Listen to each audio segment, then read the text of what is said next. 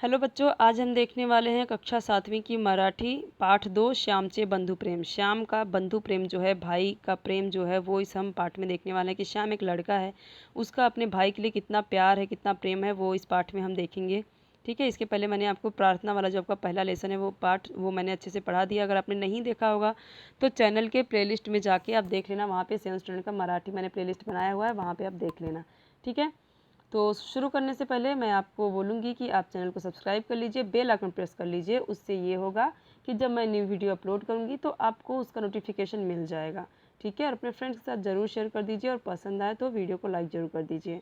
चलिए स्टार्ट करते हैं। ये जो कहानी है इसे किसने लिखा है? साने गुरुजी ने। उनका पूरा नाम क्या है? पांडुरंग सदाशिव साने। इनका जन्म 1899 मतलब 1899, 1950 मतलब 1950 में उनकी मृत्यु हुई थी। ये उनका जन्म है, डेट है। ठीक है, बर्थ ऑफ डेट है और इनका ये मृत्यु का है। साने गुरुजी कथा, जो साने गुरुजी ने कथा लिखी है, कविता लिखी है, कादम्बरियाँ मतलब कि निबंध जो होते हैं, उपन्यास, सॉरी निबंध नहीं, उपन्यास जो होते हैं, उपन्यास मतलब नॉवेल, ऐसे ऐसे मतलब ऐसे विपुल ललित लेखन। ऐसे विपुल ललित का मतलब क्या है? विपुल ललित मतलब ऐसे बहुत सुंदर सुंदर उन्होंने लेखन किया है, रचनाएं लिखी की हैं। तसेच वैचारिक लेखन केलेला है और उन्होंने कई सारे वैचारिक लेखन मतलब कि सीरियस, एक वैचारिक मतलब कि सोचने वाले कुछ इस तरीके से उन्होंने लेखन भी किया है। श्यामची आई, घट पडणारी मुले, भारतीय संस्कृती, गोड गोष्टी, सुंदर पत्रे इत्यादि त्यांची पुस्तकें प्रसिद्ध आहेत। तो ये सारी, ये जो ये पुस्तकें हैं, ये उनकी प्रसिद्ध पुस्तकें हैं। ठीक है, इत्यादि मतलब त्यांची, उनकी ये पुस्तकें जो हैं प्रसिद्ध हैं, फेमस हैं। श्यामची आई या पुस्तकातून हा पाठ घेतलेला आहे और ये श्यामची आई है ना, उसी में से ये जो श्यामचे बंधु प्रेम है, ये जो पाठ है, ये श्यामची आई से ही लिया गया है, क्योंकि बच्चे का नाम क्या है? श्याम। और श्यामची आई ये पाठ ही, ये पूरी पुस्तक है और उसी से ये पाठ आपका लिया गया है। घेतलेला मतलब कि यहाँ पे लिया गया है।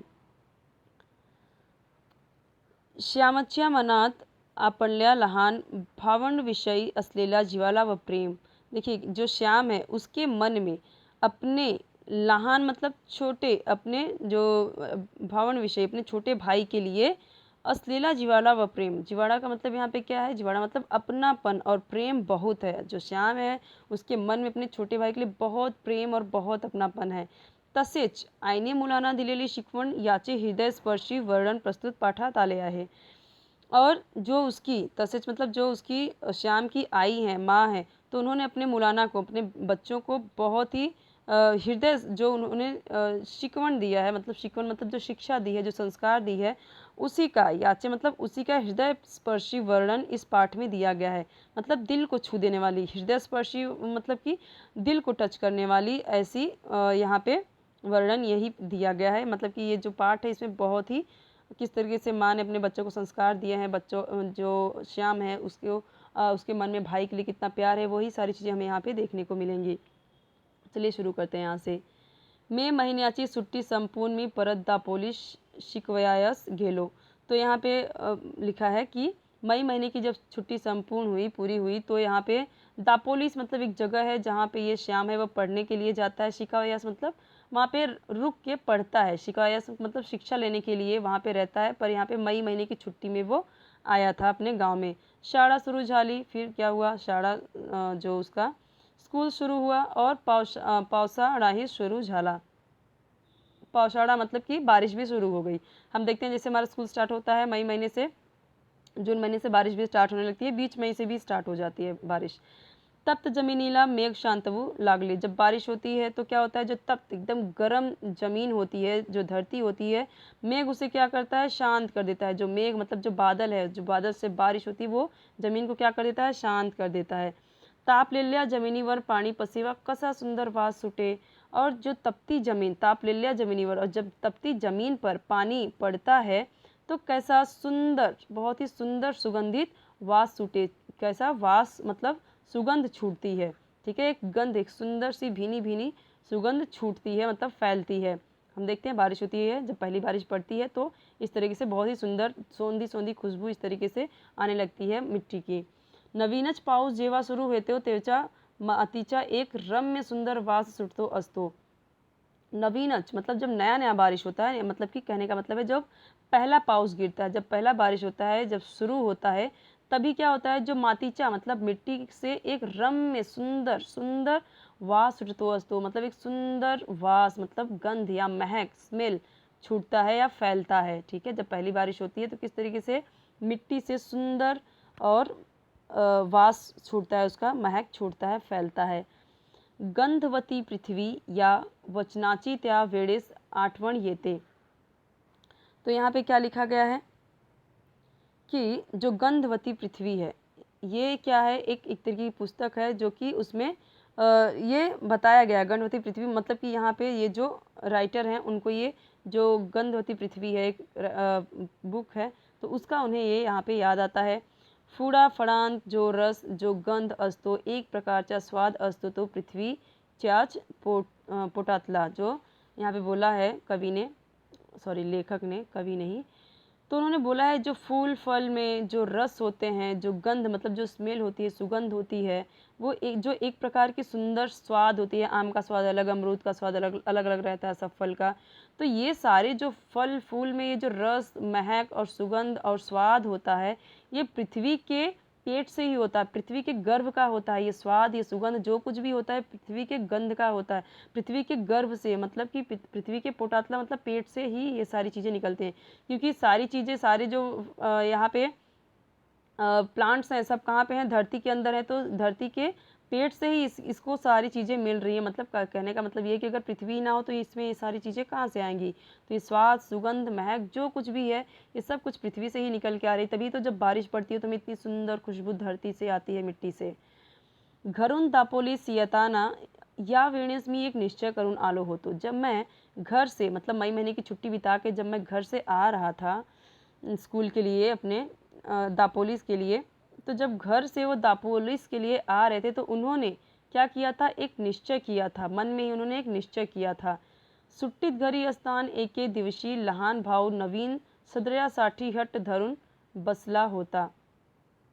छुट्टी के समय जब वो छुट्टी पे घर पे थे, घर पे जब वो थे, छुट्टी घरी मतलब जब छुट्टी के समय जब वो घर पे थे, तो एक दिन एक दिवसीय मतलब दिन, एक दिन क्या हुआ, उनके लहान भाऊ, लहान का मतलब उनके जो भाई हैं, नवीन सदऱ्यासाठी, सदऱ्यासाठी मतलब शर्ट के लिए, नवीन मतलब नए, नए शर्ट के लिए वो हट करके बैठ गए, हट मतलब हट करके जिद करके बैठ गए। क्या मतलब कि मुझे नया कपड़ा चाहिए, मुझे नया शर्ट चाहिए, सदऱ्यासाठी मतलब नया सदरा, सदरा मतलब शर्ट चाहिए। त्यावेळेस त्याची समजूत घालताना आई म्हणली, तो उसे शांत कराने के लिए, मतलब कि वेळेस का मतलब यहाँ पे क्या है, तो यहाँ पे जो माँ थी उन्होंने क्या किया, यहाँ पे उनको समझाया, उसको समझाया। समझूत, समझूत का मतलब यहाँ पे क्या है कि समझाते हुए, समझूत मतलब उसे समझाते हुए माँ ने क्या कहा उसे की तुझे अण्णा दादा मोठे होतील, रोजगारी होतील, मग तुला 6 महिन्यांनी नवीन सदरा शिवतील। तो माँ ने समझाया, उसे समझाते हुए माँ बोली कि जब तुझे अण्णा मतलब जब तेरे अण्णा बड़े दादा जो हैं, तेरे जो बड़े भाई हैं, जब बड़े हो जाएंगे, मोटे होते मतलब जब बड़े हो जाएंगे, रोजगारी होतील, और जब उन्हें रोजगार मिल जाएगा मतलब नौकरी मिल जाएगी, तब तेरे लिए वो 6 महीने के बाद क्या करेंगे, नवीन नए सदरा सिला देंगे।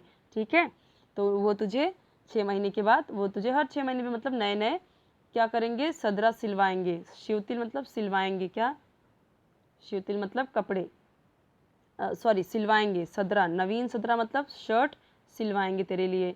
अतः नको हट धरू, इसीलिए अभी बिल्कुल भी हट मत धर, मतलब बिल्कुल भी जिद मत कर, अभी जब तेरे भाई बड़े हो जाएंगे, नौकरी मिल जाएगी, तेरे लिए शर्ट लेके आएंगे।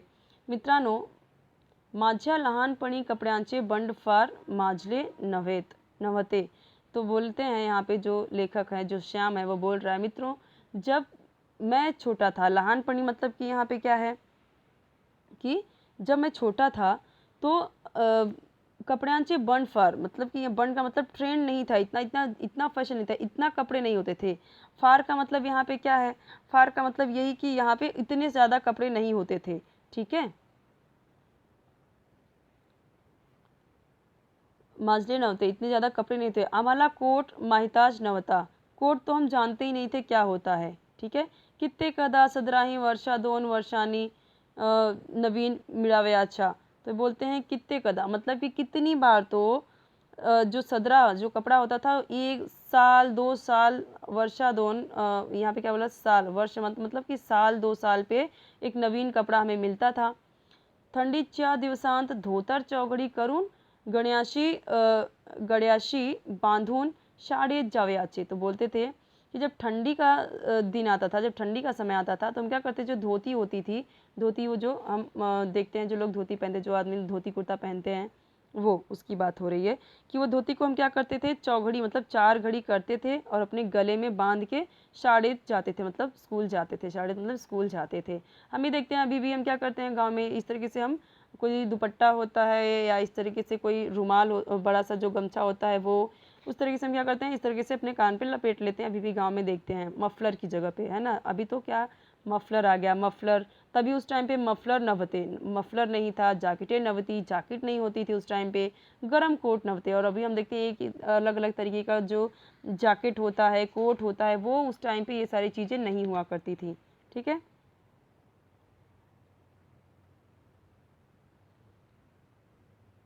माझ्या धाकट्या भावचा सदरा फाटला होत।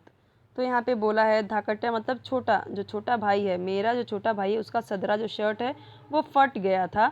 आईने त्याला 2-3 गाबड्या लावल्या होत्या।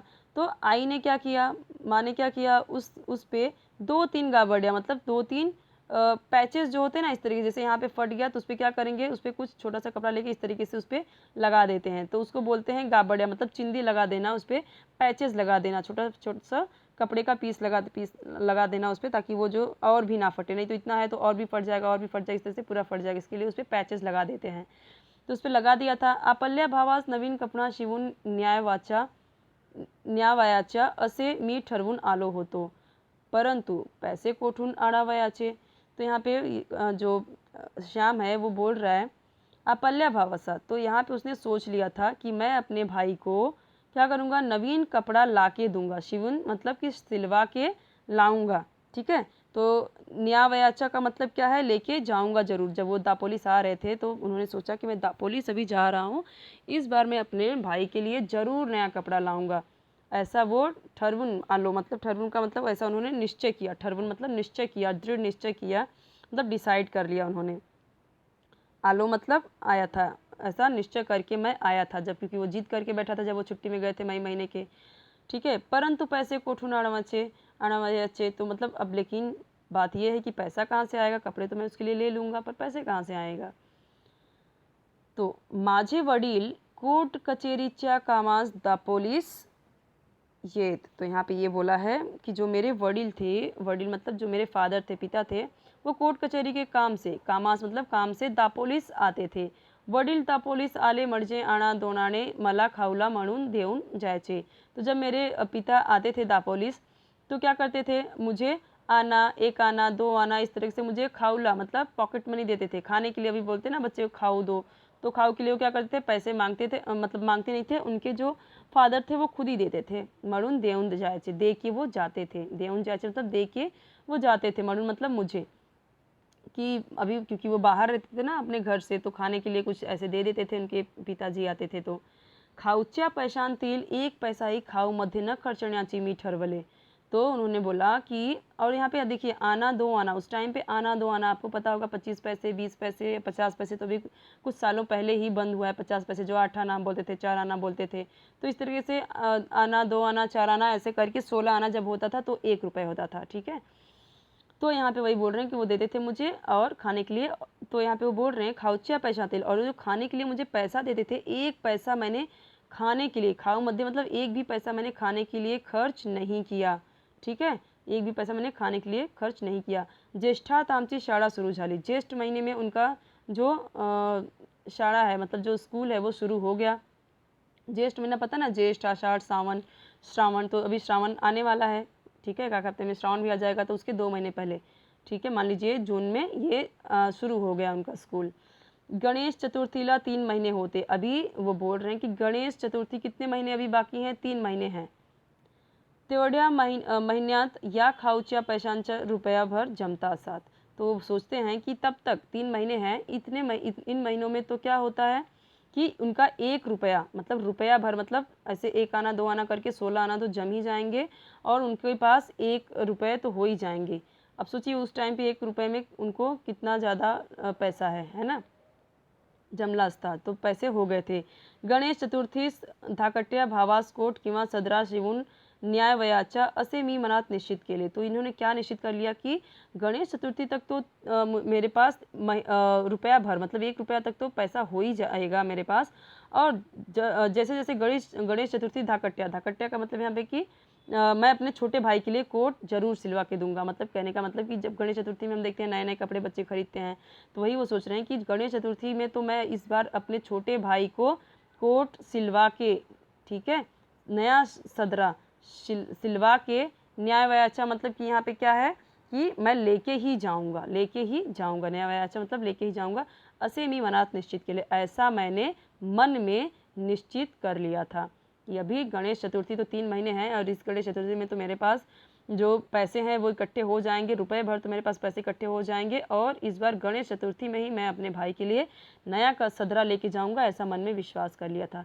ध्येयावर डोड़े होते, तो यही लक्ष्य उनका था, इसी लक्ष्य पे उनका डोड़े था, नज़र उनकी किस पे थी, इसी लक्ष्य पे कि मुझे बस गणेश चतुर्थी पे लेके जाना है कपड़ा। यही डोड़े मतलब नज़र उनकी, आँख उनकी इसी ध्येय इसी लक्ष्य पे है, इसी एम पे है, यही उनका गोल था। रोज़ पैसे मोजत हो, तो वो क्या करते थे जब भी उन्हें यहाँ वहाँ से कहीं से भी पैसा मिलता है, जब उनके फादर आते थे पैसे देते तो वो क्या करते थे, रोज़ रोज़ वो पैसे मोजत मतलब कि गिनते रहते थे, इकट्ठा जब करते थे। तो गणेश चतुर्थी जवड़ येत चालली, तो यहाँ पे जवड़ का मतलब क्या है, जवड़ का मतलब पास, और भी नज़दीक आता जा रहा था। गणेश चतुर्थी पास आता जा रहा था, पास आ गया था। तो मज जवण 1 रुपया 2 आने जमले होते, और अब उनके पास मज जवण मतलब कि जवण मतलब मैंने क्या बताया, और इस समय उनके पास 1 रुपये जमा हो गए थे। गौरी गणपतिला नवीन कपड़े करता, अब गौरी गणपति यहाँ पे उन्होंने बोला कि गौरी गणपति मतलब जब होगा गणेश चतुर्थी उस टाइम पे मैं अपने उन्होंने क्या किया, नए कपड़े लेके ही जाऊंगा, नए कपड़े। आपल्या गावातील मुलांच्या त्यांचे आई बाप नवीन कपडे शिवतील, तो बोल रहे हैं कि अपने गांव में मेरे आपल्या गावातील मतलब मेरे गांव में तो जितने भी मुलाना हैं, जितने भी लड़के हैं उनके त्यांचे मतलब उनके आई बाप, उनके माँ बाप तो उनके लिए नए कपड़े सिलवा देंगे, परंतु माझ्या भावास कोण शिविल, परंतु मेरे भाई के लिए कौन कपड़े सिलवाएगा, माझ्या भावाला मी शिवून देईन। तो बोलते हैं कि अपने भाई के लिए मैं सिलवा के दूंगा कपड़े नए। मी शिंप्याकडे गेलो, मैं कहाँ गया, ये जो लेखक हैं वो बता रहे हैं अपने द्वारा कि किस तरीके से मैं कहाँ गया, शिंप्याकडे मतलब टेलर के पास, दर्जी के पास गेलो गया। माझ्या भावाच्या वयाचा एक मुलगा मी बरोबर घेऊन गेलो, और उन्होंने क्या किया, माझ्या वयाचे मैंने अपने भाई के बरोबर, वयाचा मतलब उम्र, भाई के उम्र के भाई के भावाच्या मतलब भाई के उम्र का एक मुलगा लिया जो कि उसके ही बराबर का था। त्याच्या अंगाचा कोट शिवावयास मी सांगितले, तो उन्होंने क्या बोला कि इसके ही, ये जो लड़का लेके गया ये मुलगा जो है उसके ही अंग का, उसके ही बराबर का कोट सिलवाना है, ठीक है, ऐसा उन्होंने मी सांगितले मैंने बोला कि इस बच्चे के ही बराबर का कोट सिलना है। 2 वार कापड़ घेतले, और उन्होंने क्या 2 वार कपड़ा उन्होंने खरीदा था, घेतले मतलब यहाँ पे खरीदा था, वार मतलब जैसे हम बोलते हैं मीटर सेंटीमीटर में, वैसे ही 2 वार उस टाइम पे बोला जाता था, ठीक है। तो अर्धा वार अस्तर घेतले, आधा उन्होंने जो आधा वार था वो किसके लिए, अस्तर के लिए, नीचे कपड़े के नीचे जो अस्तर लगाते हैं उसके लिए उन्होंने खरीदा था। कोट तैयार झाला, कोट क्या हुआ, तैयार हो गया बन के। जेवढ्याच्या पैशांत सारा खर्च भागला, जितना उन्होंने पैसा इकट्ठा किया था, जितना पैसा उन्होंने इकट्ठा किया था सारा का सारा खर्च हो गया था। तो कोट हाथात घेतला, तो कोट उन्होंने हाथ में लिया, जब उन्होंने कोट तैयार हो गया और जितना पैसा उनके पास था उससे ज़्यादा पैसा नहीं लगा, उतने में ही कोट तैयार हो गया, तो कोट हाथात घेतला, और जब वो कोट उन्होंने हाथ में लिया तेव्हा माझे डोळे अश्रुनी नहाले होते, तो इनके जो तेव्हा तभी, तेव्हा मतलब कि यहाँ पे क्या है, तभी माझे डोळे मेरी आँखों में अश्रु भर आए, अश्रुनी मतलब आँख में आंसू भर आए। मी घरी जाण्यास निघालो, मैं घर जाने के लिए निकलने लगा, ठीक है। मी ज्यांच्याकडे राहिलो होतो ते म्हणाले, तो उन्होंने बोला कि मैं जिनके घर, ज्यांच्याकडे राहिलो मतलब मैं जिनके घर पे रहता था, ते म्हणाले मतलब कि उन्होंने कहा पावसा पाण्याच्या जाऊ नकोस, मतलब पाउस पड़ रहा है, बारिश हो रही है, जाओ नहीं अभी, मत जाओ। नदी नाल्याना पूर आले अस्ति, जो नदी नाले हैं, नदी नाल्याना, आप देखो नदी और नाल्याना मतलब दो है यहाँ पे। नदी नाले पूरे भरे हुए हैं, पूरे बाढ़ आया हुआ है उसमें। पूरा आले मतलब पूरा भरा हुआ है, भर गया है। पिसईचा पर्या सोंडे घरचा पर्या याना उतार नसेल आमचे ऐक। तो यहाँ पे उन्होंने क्या बोला, जिसके घर पे वो रहते थे, क्योंकि वो रिश्तेदार के घर पे रहते थे ना, वहाँ पढ़ते थे, तो उन्होंने बोला, जो रिश्तेदार था जिसके घर पे रहते थे, पिसईचा पर्या, मतलब यहाँ पे जो पिसई एक नाम है, ठीक है, एक नदी या नाला का नाम है। तो बोल रहे हैं कि जो पर्या है उसका जो रास्ता है, जो रोड है, ठीक है, और सोंडे घरचा, और जो सोंडे घरचा मतलब तुम्हारे घर की तरफ जो नदी नाला है, वो पूरा का पूरा कैसा है, पूरा का पूरा भरा हुआ है, ठीक है। तो बोला कि यहाँ पे पूरा का पूरा भरा है, तो मेरी बात सुन, आमचे ऐक मतलब मेरी बात ऐक मतलब सुन। तो उन्होंने बोला कि उतरने के लिए जगह नहीं होगा वहाँ पे, मतलब कि जाने के लिए जगह भी नहीं होगा, दिखेगा भी नहीं, क्योंकि जब इस तरीके से रास्ते भर जाते हैं पानी से तो हमें दिखता नहीं ना कि इधर से जाएं किधर से। रास्ता तो ये है, इधर उधर पैर हुआ क्योंकि पूरा पानी भरा हुआ, इधर पैर हुआ तो डूब जाएंगे। ऐसे हम भी क्या करते हैं, जब इस तरह से बारिश होती है, गाँव में हमने देखा है कि जब इधर भी तालाब है, इधर भी तालाब है, यहाँ से थोड़ा सा रास्ता है, तो होता क्या है कि रास्ते में बच्चे आते हैं तो कभी इस साइड गिर जाते हैं, कभी इस साइड गिर जाते हैं, डूब जाते हैं। रास्ता पूरा भरा हुआ है तो पता ही नहीं चलता कि कौन सा रास्ता है, इधर है किधर। बच्चे जाते जाते इधर चले जाते हैं या इधर फिसल जाते हैं तो गिर जाते हैं, उसमें डूब जाते हैं। तो उसने समझाया जिसके घर पे वो रह रहे थे, मी कुणाचे ऐकले नाही, मैंने एक भी नहीं सुनी किसी की। क्यों? हृदयात प्रेम पुराला होता, पूरा उनका हृदय जो था वो पूरा प्रेम था, वो पूरा हृदय उनसे प्रेम से भरा हुआ था। तो नदी नाल्यास थोड़ी भीग करनार, तो बोल रहे हैं कि तो जब मेरा पूरा जो हृदय है वो पूरा प्यार से भरा हुआ था, तो नदी और नाला क्या मुझे डुबाएगा, ठीक है। तो बोले कि क्या नदी नाला मेरा क्या कर पाएगा इस तरीके से, ठीक है, क्या मुझे डुबाएगा, या फिर मुझे बिल्कुल भी उससे डर नहीं लगा। थोड़ी भीख घाड़नार मतलब उससे थोड़ी भी मुझे डर नहीं लग रहा था। नवीन कोट बांधून घेऊन मी निकालो, नया कोट जो उन्होंने लिया था वो बांधा उन्होंने गठरी में और वो निकल गए। पंख असते तर एकदम उड़न गेलो असतो, अगर उनके पास, वो सोच रहे कि अगर मेरे पास पंख होता तो उड़ के मैं पहुंच गया होता अपने घर पे, क्योंकि उन्हें इतनी जल्दी थी, इतनी खुशी थी घर पे पहुंचने की, अपने भाई को खुश करने की, अपने भाई को कपड़ा देने की। चाण्याचे श्रमत वाटत नवते, जब वो चल रहे थे, इतने पैदल ही चल रहे थे, उन्हें श्रम का जो मेहनत लग रही थी वो उन्हें पता ही नहीं चल रहा था। मतलब उन्हें इतनी खुशी थी कि वो चले जा रहे थे पैदल, उन्हें कोई फ़र्क नहीं पड़ रहा था। जो श्रम, जो मेहनत लग रही थी चलने में, उसका उन्हें कोई फ़र्क नहीं पड़ रहा था। सुख स्वप्नात दंग हो, तो जो उनका सुख स्वप्न था वो बिल्कुल उसी में खोए हुए थे। जो वो मतलब कि किस तरह से वो स्वप्न देख रहे थे खुशी खुशी कि आइला कितनी आनंद होइल, मेरी आई जो है कितनी खुश हो जाएगी, या कल्पना मी हो, तो यही कल्पना, यही सोच रहे थे वो मन में। एक नानेटी माज्या पाया जवळून उड़ी मारून गेली, जैसे वो रास्ते में जा रहे थे तो क्या हुआ, रास्ते में जाते जाते वो अपने इस तरीके से आनंद में, खुशी में चले जा रहे थे, सोचते सोचते कि आई कितनी खुश होगी, भाई कितना खुश होगा। तभी क्या हुआ, एक नानेटी एक सर्प है, एक तरीके का, एक प्रकार का सर्प है जो उनके पैरों के नीचे से, पाया जवणून मतलब पैरों के नीचे से उड़ी मार के, मतलब कूद के इस तरीके से चली गई। नानेटी मारून एक सापाचा प्रकार आहे, तो उन्होंने बोला, यहाँ पे बताया कि नानेटी क्या है। नानेटी क्या है? नानेटी एक प्रकार का सांप है, तिचा हिरवा रंग असतो, और वो हरे रंग की होती है, क्योंकि अब चारों तरफ बारिश ही पानी है, तो इस तरीके से हम देखते हैं सांप बिच्छू बहुत निकलते हैं ना। नानेटी उड़िया मारत जाते हैं, और ये जो नानेटी होती है इस तरीके से उड़ी मार मार के, मतलब कूद कूद के जाती है, ठीक है। मला जरा भीति वाटली, तब ये देख के, जब उनके पास से हम सांप देख लेते हैं तो हम तो डर ही जाते हैं, तो वो भी सांप देख ले, एक तो अकेले हैं बेचारे, तो सांप देख के वो थोड़ा भीति वाटली, मतलब थोड़ा सा डरे वो। जपुन चालू लागलो, तभी वो क्या किए, जपुन मतलब केयरफुली, सावधानी से वो चलने लगे, देख ताक के चारों तरफ। पिसईच पर्या दुथड़ी भरून वाहत होता, तो जो पिसई है, जो नदी है पूरी भरी हुई है, मतलब कि दोनों तरफ पूरी भरी हुई है, एकदम इस तरह से भर के वाहत होता, मतलब भर के बह रही है। त्याच्या पाण्याला ओढ फार, तो यहाँ पे बोल रहे हैं कि ओढ़ मतलब कि उसका जो फोर्स है, ओढ़ मतलब कि उसका जो फोर्स है वो बहुत ही इस तरह से उफान मार रहा है। काय करायचे, अब क्या करूं। आईचे नाव घेतले व शिरलो पाण्यात, उन्होंने क्या किया, आई का नाम लिया, जैसे हम भगवान का नाम लेते हैं किसी भी डर को पार करने से पहले, तो भगवान का नाम लेते हैं, वैसे उन्होंने अपने आई का नाम लिया और क्या किया, अपने पैर को उसमें रखा। शिरलो मतलब यहाँ पे रखा उन्होंने अपने पैर को। हाथात काठी होती, तो हाथ में क्या लिया उन्होंने, हाथात में काठी, एक लकड़ी लिया। पुढे काठी टाकावयाची व मग पाऊल टाकावयाचे, तो क्या करते हैं, पहले वो पुढे काठी मतलब पहले लकड़ी को वो टकाते, मतलब पहले लकड़ी को रखते, फिर वो क्या करते, मेरे पैरों को रखता, मतलब कि मैं उस पहले मैं लकड़ी को रखता, फिर मैं अपने पैरों को टकाता। मतलब कि जब बहुत पानी रहती है ना, तो देखते हैं जो लोग आते जाते हैं तो क्या करते हैं, एक लकड़ी ले लेते हैं। रास्ता ये है, मान लीजिए कि रास्ता ये है, तो सोचते हैं कि अगर लकड़ी पूरा डूबने लगी तो समझ जाएंगे कि इधर गड्ढा है, उधर हाथ नहीं रखेंगे। और इस तरीके से रास्ते पे जो रास्ता है, मान लीजिए ये रास्ता है, तो लकड़ी रखेंगे, बराबर बराबर पड़ेगा, तो समझ जाएंगे कि हाँ रास्ते पे ही जा रहे हैं। और ऐसे वैसे पहले लकड़ी रखेंगे, फिर अपना पैर रखेंगे, फिर लकड़ी रखेंगे, फिर अपना पैर, ऐसे ऐसे करते करते वो चले जाएंगे। मान लीजिए यहाँ पे गड्ढा दिखा और लकड़ी अंदर तक गई, तो क्या करेंगे, इधर उधर लकड़ी घुमाएंगे, जहाँ पे बराबर रास्ता रहेगा इस तरीके से, वैसे उस रास्ते से वो जाएंगे। थोड़ा इधर उधर हुआ, गड्ढे किधर हुआ, तो क्या करेंगे, तुरंत वहाँ से अपना पैर हटा लेंगे, फिर लकड़ी रखेंगे बराबर रास्ते पे, फिर वो जाएंगे। बिल्कुल उसी तरीके से वो कर रहे थे। पहले क्या टकाते, वो पहले लकड़ी टकाते, फिर अपने पैर टकाते उस पर।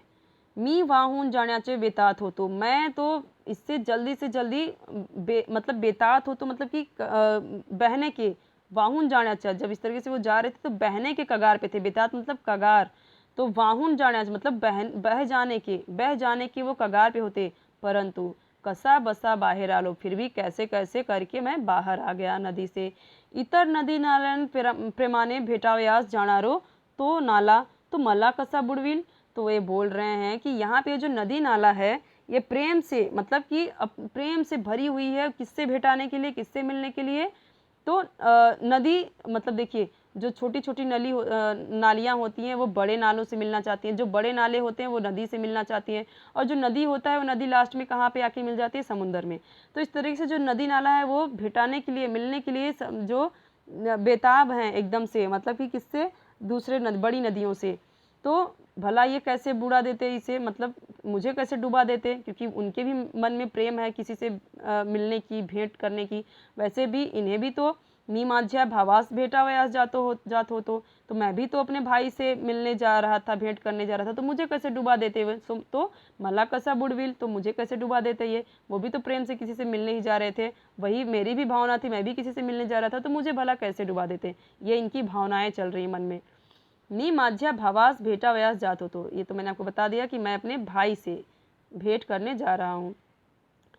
त्या नाल्या इतकाच उत्सुक होतो, धावपळ करीत होतो। यहाँ पे जो नाली है, नदी है, ये उत्सुक थे, मतलब कि ये क्या कर रहे थे, ये भी बहुत क्या थे, जो नाला जितना जितना नाला उत्सुक था नदी से मिलने के लिए, और नदी समुंदर से मिलने के लिए उत्सुक थी, वैसे ये धावपड़ कर रहे थे, दौड़ भाग कर रहे थे, जल्दी जल्दी जल्दी भागने में वो कर रहे थे, किससे मिलने के लिए, अपने भाई से मिलने के लिए। त्या नाल्याप्रमाणेच मीही हृदय भरून घेऊन जात होतो, तो इन्होंने क्या बोला यहाँ पे, त्या मतलब उस नाली जो नाला है, जो नदी है, वो प्रमाण है कि किस तरीके से हृदय में जब भर आता है, मतलब किस तरीके से हृदय जब भरता है हमारा जाने के लिए, तो किस तरीके से हम इस तरीके से जाते हैं। मतलब ये नाला जो है, ये नदी है, ये भी एक प्रमाण है कि किस तरीके से मेरा हृदय भर आया है मिलने के लिए, जाने के लिए, कहाँ पे, घर पे जाने के लिए, अपने भाई से मिलने के लिए।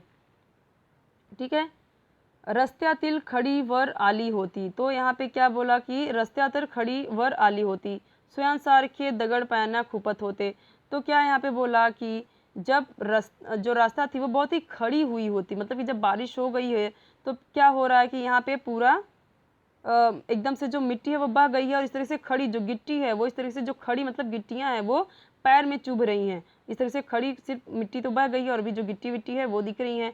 सुया सार के दगड़ पायना खुपत होते, और ये क्या हो रहा है कि उनके पैरों में क्या हो रही हैं, खुपत मतलब चुभ रही हैं। परंतु माझे तिकड़े लक्ष्य होते, परंतु मेरा ध्यान उस पर नहीं है। लक्ष्य मतलब कि मेरा ध्यान उस पर नहीं है, मेरा ध्यान उस पर, माझे मतलब मेरा ध्यान उस पर नहीं है। अंधार होण्यापूर्वीच घरी जाण्याची धडपड चालली होती, क्या बोल रहे हैं, अंधेरा होने से पूर्व, होण्यापूर्वीच मतलब होने से पूर्व मुझे घर जाना है, धड़पड़ चाल ली होती, जल्दी जल्दी मुझे जानना होगा, दौड़ दौड़ के जाना होगा। परंतु वाटे तच अंधार पड़ना, वो तो सोच रहे थे कि मुझे अंधेरा होने से पहले ही घर पे पहुंच जाना है, लेकिन क्या हुआ, रास्ते में ही अंधेरा पड़ गया, अंधेरा हो गया। कडाड कडाड आवाज गरजत होते, अब जो बिजली की कड़कड़ाहट है, इस तरीके से कड़कड़ कड़कड़ जो आवाज़ होती है, तो इस तरीके से बिजली गरज रही है। वीजा चमचम करत होत्या, और जो बिजली है, बिजली वीजा मतलब बिजली है, वो चमचमा रही है, ठीक है, इस तरीके से चमचमा रही है। खड़खड़ पानी वाहत होते, क्योंकि बारिश जोर जोर से बह रही है, इस चारों तरफ नदी नाले बह रहे हैं, तो खड़खड़ खड़खड़ पानी की आवाज़ भी है। त्या पंच महाभूतांच्या नाचा तुन्मी चालल हो तो, इस तरीके से वो बोल रहे हैं। इस तरीके से जो पंच महाभूत हैं वो इस तरीके से नाच रहे हैं, ऐसा लग रहा है जैसे जैसे मैं चल रहा हूँ वो इस तरीके से नाच रहे हैं। पंच महाभूत क्या क्या होते हैं? देखिए, अग्नि होता है, और हवा मतलब वायु, और क्या मिट्टी, और जो आकाश है, और क्या यहाँ पे जल, ठीक है। तो ये सब है यहाँ पे हम देख रहे हैं जो कड़कड़ कड़कड़ कर रहा है आकाश, आकाश गड़गड़ा रहा है, आवाज़ कर रहा है जो आकाश। जो बिजली है, बिजली किसके रूप में है? आग के रूप में है। हम देखते हैं जब बिजली गिरती है तो आग लग जाती है, ठीक है। आपने देखा होगा जिन पेड़ों पे गिर जाती है वो पेड़ जल जाते हैं, किसी इंसान पे गिरा तो वो मर भी जाता है, या बिजली गिरने से आग लग जाती है, तो वो अग्नि का रूप है ना। और पानी जो बह रही है खड़खड़ खड़खड़, और जो हवाएं बह रही हैं, इस तरीके से पंच महाभूत, पंच महाभूत उन्हें ही बोला गया है। किसको किसको? अग्नि, वायु, आकाश, धरती, जल, ठीक है। इन सब पांचों को क्या बोला गया है? पंच महाभूत इस तरीके से हैं। तो बच्चों देखिए, हम आज यहीं तक रहने देते हैं, ठीक है, यहाँ तक आज हम यहीं तक रहते हैं। नेक्स्ट वीडियो में मैं आपको यहाँ से पढ़ाऊंगी। चैप्टर आपका बड़ा है तो वीडियो बड़ा हो जाएगा, तो आपको भी समझने में दिक्कत होगी।